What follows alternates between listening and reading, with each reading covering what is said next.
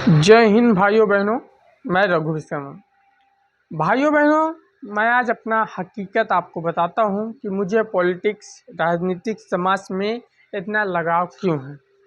Main वजह क्या है आप सभी लोग जानते होंगे कि रघु आजकल एक एक्टिव रहता है। इसका क्या रीज़न है?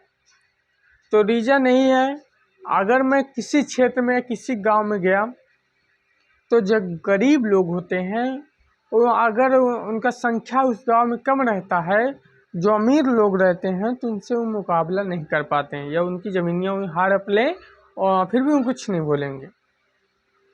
चाहे वह रोड की समस्या हो या चाहे कोई भी समस्या हो, उसके लिए उनकी आवाज़ों को कोई नहीं उठाता है। जैसे ज़मीनी की मेन विवाद ले लीजिए, इस समय उत्तर प्रदेश ले लीजिए, चाहे कई भी जिला प्रदेश ले लीजिए, ज़मीन का ज़्यादा मैटर आता है। अब इस बीच में मैं आपको कुछ महत्वपूर्ण संदेश देने जा रहा हूं, जो आप सभी लोग सुनेंगे तो आपका रूह कांप जाएगा।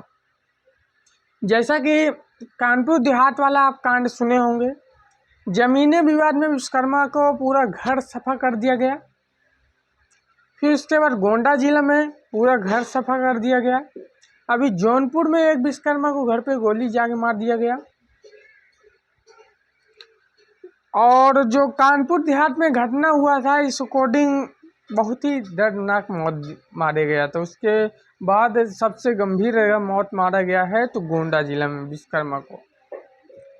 तो भाइयों बहनों, हमारा समाज आज कितना आगे जा रहा है, कितना बेहतर बन रहा है, इस पर आप बात कीजिए। हाँ, मुझे याद है वहाँ पे भाजपा के भी लोग गए थे, सपा के भी लोग गए थे और कई विश्वकर्मा समाज के जो नेतागण भाजपा में थे उन्होंने कहा कि वहाँ बुलडोजर चलेगा। तो मैंने उनसे सवाल किया कि आप ये बताइए वहाँ बुलडोजर चलवा रहे हैं कि नहीं। उन्होंने उनके बयान पे उन्होंने कहा कि अगर बुलडोजर नहीं चलेगा तो मैं इस्तीफा दे दूंगा 1 हफ्ता बाद। मैंने उन्हें लगाया 10 दिन बाद फ़ोन, तो बुलडोजर चला नहीं था। तो मैंने कहा ये बताइए, तो समाज के थे, हमने कहा इस्तीफा दीजिए। तो बोले कि हमसे ऊट पटांग बोलने लगे कि तुम्हारा अभी छोटी सी उम्र राजनीति, मुझे 25 साल हो गए, मैं तुम्हारा भविष्य खराब कर सकता हूँ, ये धमकी समकी देने लगे। तो मैंने कहा चलिए कोई बात नहीं, इस समाज के लिए होता रहता है। फिर मैंने कदम बढ़ाया और उसके अकॉर्डिंग मैं भी कानपुर देहात में गया था।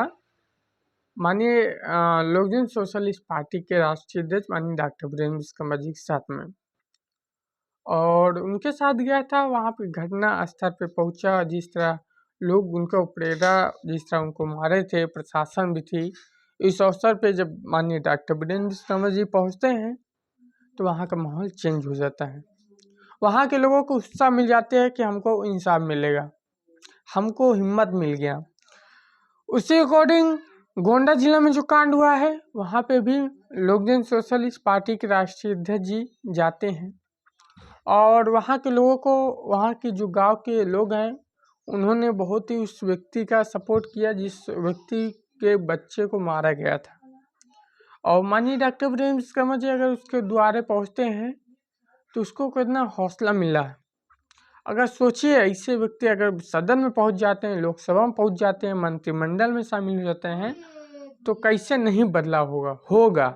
हर समाज का भी बदलाव होगा, लेकिन आपका तरीका अलग होना चाहिए।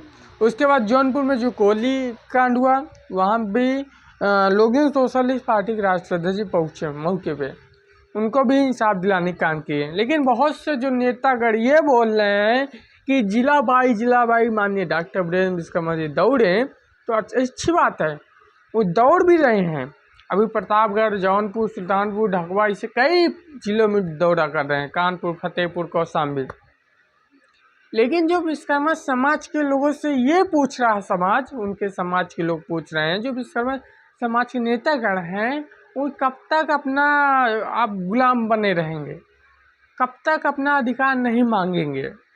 आज हम हर समाज में देखा जाए तो अपने समाज के नेता को बढ़ाने के लिए सहयोग करते हैं, लेकिन समाज के हमारे जो विश्वकर्मा समाज के नेतागण ने विश्वकर्मा समाज को ऐसा गुमराह किया है। अब देखिए, लोकसभा चुनाव तो बीत गया है, लोकसभा चुनाव का रिजल्ट साफ तौर पे आ गया था, लेकिन विश्वकर्मा समाज को कहीं भी कोई नाम नहीं लिया गया।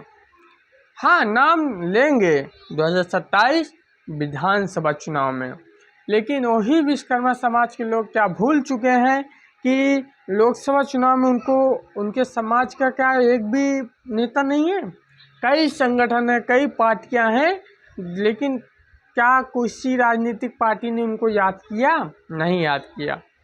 तो भाइयों बहनों, उस समय उनको पीडीए की लड़ाई, संविधान खतरे में था, इस नाते विश्वकर्मा समाज को ऐसा गुमराह किया गया। लेकिन विश्वकर्मा समाज के नेतागण ने विश्वकर्मा समाज के लोगों को बहुत तगड़ा झटका दे दिया था। उन्होंने कहा कि आप इस पार्टी को वोट कीजिए, हमारी सरकार बनती है तो हम आपका सपोर्ट करेंगे, चाहे वह गरीब किस्म के हो या पिछड़ा कोई जाति से होता हो या कोई किसी जाति से हो, सभी समाज के लोगों को गुमराह किया गया था। और यहाँ तक कि देखा जा रहा है कि जैसा कि मैंने बताया भी कि जिस तरह समाज गरीब पिछड़ों की जो वोट के समय आता है, गरीबों को कैसे इस्तेमाल किया जाता है, इस अकॉर्डिंग मैंने एक तो समाज को संदेश देने का काम किया है कि विश्वकर्मा समाज को ही ले लीजिए, जो कि बहुत ही पिछड़ा समाज है और इसमें दिन प्रतिदिन घटना अत्याचार बढ़ ही रहे हैं। यहाँ तक कि विश्वकर्मा की जमीन कोई भी लोग हड़प ले रहे हैं, लेकिन जल्दी से उनके ऊपर कार्रवाई नहीं हो रही। भाइयों बहनों, हम लोग अभी मैंने एक सुना है कहावत, मतलब एक भाषण सुना है, मुझे बहुत ही पसंद आया है, और माननीय उत्तर प्रदेश के मुख्यमंत्री जी का, बटेंगे तो कटेंगे, ये सच है। अगर वे किसी जाति से हो, किसी समाज से हो, और चाहे हम लोग राष्ट्रीय लेवल पे हो, चाहे हिंदू राष्ट्र को हो, हम लोग अगर बटेंगे तो कटेंगे। तो भाइयों बहनों, जैसे हम 5 भाई हैं, 5 भाई में अगर एक बसपा में, एक सपा में, एक बीजेपी में, एक कांग्रेस में, एक बहुजन में 5 जगह पे हो गए, 5 जगह बढ़ गया, इसका मतलब क्या निकला? अगर पाँचों एकजुट रहेंगे तभी ना आप किसी से लड़ाई लड़ सकते हैं। तो भाइयों बहनों, आपके पास समय है जुड़ने का, संगठित होने का। अगर आपके बीच में लोकजन सोशलिस्ट पार्टी के राष्ट्रीय अध्यक्ष जी जा रहे हैं, समाज को, आपके समाज का सपोर्ट कर रहे हैं, तो आपका भी कर्तव्य बनता है कि चाहे वो विश्वकर्मा समाज से बिलोंग करता हो या किसी अन्य जाति से बिलोंग करता हो, चाहे पिछड़ा जाति से बिलोंग करता हो, सभी का फर्ज बनता है डॉक्टर वीरेंद्र विश्वकर्मा जी का साथ देने का। और देख लीजिएगा 2027 के नतीजे के बाद कैसे गरीबों की आवाज़ उठाई जाती है। मैं खुद सर्वे करूंगा और क्षेत्र में जाके, अभी जैसा मैं अभी जाता हूँ, मैक लेके जाता हूँ, लेकिन क्या देखने को मिल रहा है, भैया यहाँ कोई कांड हो गया, फ़ोन लगाते हैं, कोई फ़ोन नहीं उठाते। ऐसे कई घटना पे हमको फ़ोन आता है कि रघु जी आप क्या कर सकते हैं, तो हम बताते हैं भाई हमसे जितना हो सकता है हम करते हैं। अभी एक उन्नाव का मामला आया, उन्नाव में एक यादव जी की ज़मीन का लफड़ा था। एक युवा साथी ने हमको फ़ोन लगाया कि भाई आपका हमला, आप युवा पे आवाज़ उठाते हैं तो आप इस पर कुछ विचारे बताइए, यादव जी का ज़मीन है। तो हमने कहा ठीक है, बिल्कुल इस पर हो जाएगा। हमने वहाँ पे एसपी और माननीय डॉक्टर वीरेंद्र विश्वकर्मा जी वहाँ बात किए और फ़ोन के माध्यम से उनका काम हुआ। तो ऐसा नहीं है भाइयों, अगर आप समाज के लिए काम कर रहे हैं, ज़मीन स्तर पे काम कर रहे हैं, तो आपकी आवाज़ को सदन में ज़रूर उठाई जाएगी, प्रशासन भी आपकी बात सुनेगी, लेकिन आप धरातल पे, ज़मीन स्तर पे काम करेंगे तब। तो ये सबसे बहुत ही महत्वपूर्ण संदेश था, इसको सुनिएगा। इसी तरफ चलते हैं। जय हिंद, जय भारत।